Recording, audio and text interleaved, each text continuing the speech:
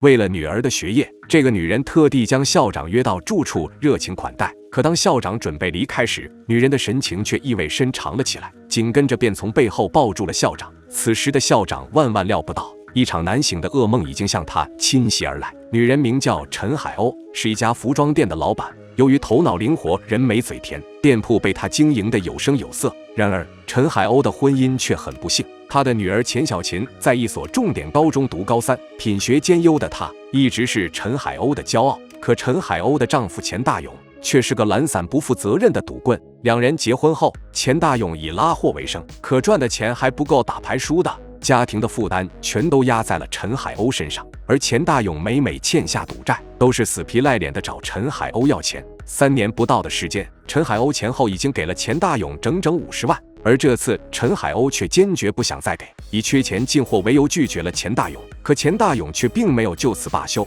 夫妻俩的争吵不断升级，已经严重影响到了正在紧张复习的钱小琴。陈海鸥终于忍无可忍，向钱大勇提出了离婚。然而他却把事情想简单了，钱大勇竟狮子大开口，向陈海鸥索要30万的分手费，女儿钱小琴还得跟他。陈海鸥闻言顿时怒火中烧，可为了摆脱噩梦般的婚姻，他最终还是妥协了，决定用30万换自己的自由和女儿的抚养权。而由于手上资金有限，陈海鸥按钱大勇的要求先支付5万，随后写下欠条，5天后再支付5万，剩下的20万2个月内付清，并且每个月还需要给女儿钱小琴2000的生活费。但他也提出了条件，女儿高考前，钱大勇必须对离婚的事保密，以免影响女儿复习。两人办完离婚手续后，陈海鸥为了避免与钱大勇频繁争吵，索性一个人搬出去住了。陈海鸥本以为会就此过上平静的生活，可他万万料不到，在前方等着他的却是更大的麻烦。这天，陈海鸥女儿学校的校长李炳突然来到陈海鸥的服装店，想给儿子买衣服。挂念女儿的陈海鸥第一时间向李炳询问女儿在学校的表现。得知女儿有望考上名牌大学后，陈海鸥顿时欣喜不已。为了表达谢意，陈海鸥当晚就约李炳吃饭，并将自己离婚的事告知了李炳，希望李炳能多多关照自己的女儿。李炳则是连声答应。然而，当他听到陈海鸥祝自己家庭美满的时候，脸色却突然落寞了起来。原来，李炳的妻子2年前因病去世，留下李炳和儿子相依为命。说到痛处，李炳不禁伤感了起来。陈海鸥和李炳，一个离异，一个丧偶，两人渐渐有种同命相连的感觉，而他们的关系也跟着微妙了起来。陈海鸥经常准备可口的饭菜，邀请李炳到自己的住处吃饭，久违的关怀让李炳感动不已。而陈海鸥对稳重儒雅的李炳也早已动情。这个晚上，他终于做出了决定。当李炳像往常一样准备离开时，陈海鸥从背后抱住了他。两人最终捅破了那层窗户纸，并商量好等高考结束后就正式结婚。可陈海鸥万万料不到，这天前夫钱大勇的出现，却将这一切搅得天翻地覆。由于沉迷赌博，钱大勇没2天就将陈海鸥给的5万块全部输光了。打电话跟陈海鸥要钱无果后，钱大勇直接找到了服装店，让陈海鸥按照约定再支付5万块。然而这么短的时间，陈海鸥根本拿不出来。想让钱大勇延长时间，钱大勇却无耻地提出让陈海鸥陪他1晚当做补偿。陈海鸥当即震怒。可就在这时，李炳突然来电，陈海鸥顿时躲闪了起来。我这有点事儿，我待会儿再给你打吧。谁给你打电话？哎，那先挂了啊。陈海鸥的语气突然变得柔和，钱大勇马上从中嗅出了味道。当陈海鸥关店离开后，他第一时间跟了上去，结果却撞见了陈海鸥和李炳约会的一幕。得知钱大勇逼迫陈海鸥拿30万作为离婚的条件时，李炳是愤怒不已，当即好言安慰陈海鸥，并承诺以后绝对会好好照顾陈海鸥。可他万万想不到，在前方等待自己的却是一场难醒的噩梦。发现陈海鸥与李炳的关系后，钱大勇很快就找上了陈海鸥。新恋情被钱大勇撞破，陈海鸥顿时紧张不已。而钱大勇这次来找陈海鸥的目的，竟是想跟陈海鸥复婚。陈海鸥闻言第一时间拒绝，可他不知道钱大勇是有备而来，不同意复婚也可以，但必须马上支付剩下的25万，否则就在女儿面前污蔑陈海鸥，说陈海鸥是因为早已出轨李炳，所以才着急离婚。陈海鸥闻言顿时慌了神，而钱大勇甚至还计划好要闹到学校，让李炳身败名裂。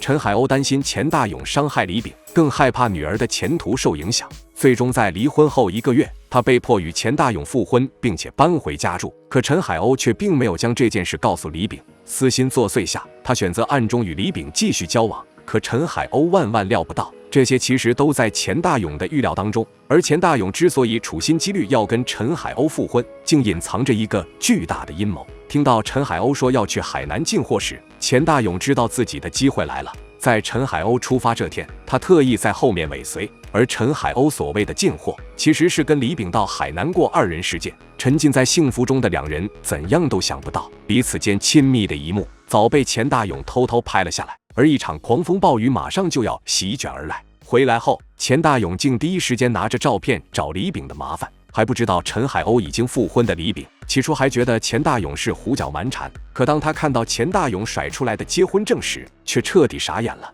我们复婚以后，你还带着我老婆上宾馆开房？哦，你骗我！确认陈海鸥隐瞒复婚的事实后，李炳顿时怒火中烧。可他不知道，自己早已掉进钱大勇精心设计的陷阱中。钱大勇千方百计逼陈海鸥复婚，就是为了找机会收集李炳当第三者，破坏他人婚姻的证据，并以此狮子大开口，向李炳索要50万的精神损失费。钱大勇这显然是赤裸裸的讹诈行为。李炳闻言瞬间跳脚，当即就要报警。可钱大勇的话却让他迟疑了。李校长，您可想明白了，您这个可是勾引学生家长，破坏别人家庭，这事儿真要是闹大了，不仅您的名誉扫地，您儿子怕也是抬不起头来，见不了人了。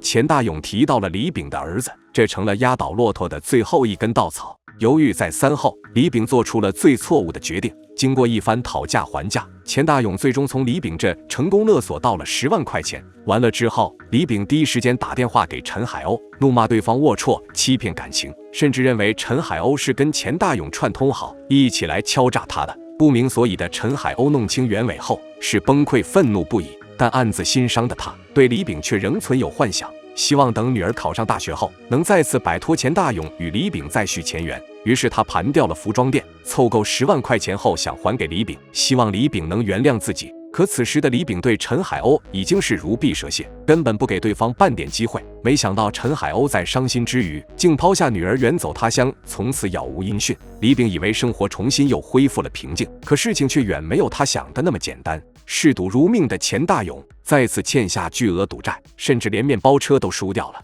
为了还赌债，他竟再次找到了李炳，污蔑对方将妻子藏起来了。李炳则指责钱大勇胡搅蛮缠、不讲信用，结果却又遭到了钱大勇的威胁。姓李的啊，我告诉你，在你面前就2条路：第一，你还给我老婆；第二，你给我钱。为了逼李炳就范，钱大勇再次耍起了无赖。担心丑事外扬的李炳连忙安抚住了钱大勇。见李炳退缩，钱大勇便肆无忌惮地提出了再拿20万的要求。李炳并没有第一时间答应，他知道这样下去肯定会没完没了。可李炳万料不到，等不到人的钱大勇竟打起了他儿子的主意。收到钱大勇发来的儿子的照片后，李炳彻底慌了神。他很想报警，但面对钱大勇这个赌徒，他终究不敢拿儿子的安危当赌注。最终，李炳又拿了10万块钱给钱大勇，并让对方立下了字据。这10万块钱是李炳好不容易凑齐的，他以为只要签了字据，这场噩梦就可以结束了，却万料不到，事情竟愈演愈烈。没多久，钱大勇就再次找李炳要钱，而这次他给出的理由，竟是因为李炳上次给钱的时候晚到了10分钟，需要支付5万块钱的违约金。钱大勇丑陋的吃相，让李炳终于意识到，摊上这个无赖，自己将永无宁日。可此时的李炳还是没有勇气报警，他思前想后，决定主动找陈海鸥，想让他出面替自己求情。然而此时的陈海鸥已经完全联系不上了。无奈中，李炳找到了钱小琴，想让他劝钱大勇别再纠缠自己。一直对李炳这个校长心怀敬仰的钱小琴，知道父亲的所作所为后，顿时愤怒不已。回家后第一时间质问钱大勇，不料却换来了钱大勇的一个大耳光。钱大勇也想不到，李炳竟将自己的女儿牵扯进来了。愤怒中，他拿出了之前偷拍到的照片，开始在钱小琴面前搬弄是非，抹黑李炳和陈海鸥。不知真相的钱小琴看到照片后，瞬间陷入到崩溃中。在钱大勇的蛊惑下，钱小琴也认定是李炳将母亲藏起来了，当即闯到了李炳办公室，要人无果后，竟也耍起了无赖。现在我妈没了，生活费也没了，你要不给我妈妈，就给我钱。原本品学兼优的好学生，突然变成如今这般，李炳是心痛不已。为了保住钱小琴这棵好苗子，李炳最终还是动了恻隐之心，向同事借了2万块钱，交给了钱小琴，并也让对方签下了字据。却不知道钱小琴在钱大勇的影响下，已经逐渐迷失了。这天，钱大勇特地买了一辆车送给钱小琴，这突来的惊喜让钱小琴的虚荣心瞬间膨胀。而看到女儿尝到甜头的反应后，钱大勇竟以要给钱小琴买房为由，再次怂恿钱小琴跟李炳要钱。价值观已经严重扭曲的钱小琴没有拒绝。就这样，父女俩第2天就堂而皇之的来到李炳办公室。钱小琴在钱大勇的教唆下，也向李炳提出了20万的精神损失费。面对钱家父女这个无底洞，李炳彻底崩溃了。他终于鼓足勇气到公安局报警。警方在审查了李炳带来的收条证据和其他旁证材料后，认定钱大勇和钱小琴父女有敲诈勒索的重大嫌疑。收到消息后，钱大勇马上和女儿分头潜逃，可途中钱小琴却意外撞伤了一名路人。交警核实到钱小琴是网络追击的犯人后，第一时间上报到了刑警部门。钱大勇父女先后被刑事拘留。而知道事情的真相后，钱小琴对母亲陈海鸥产生了深深的怨恨，更悔恨自己轻信了父亲的话，毁了自己的前程。父母的一场情债，却让女儿付出了惨痛的代价，真实令人唏嘘不已。好了，本期内容就到这里，喜欢的欢迎长按点赞加关注，我们下期再见。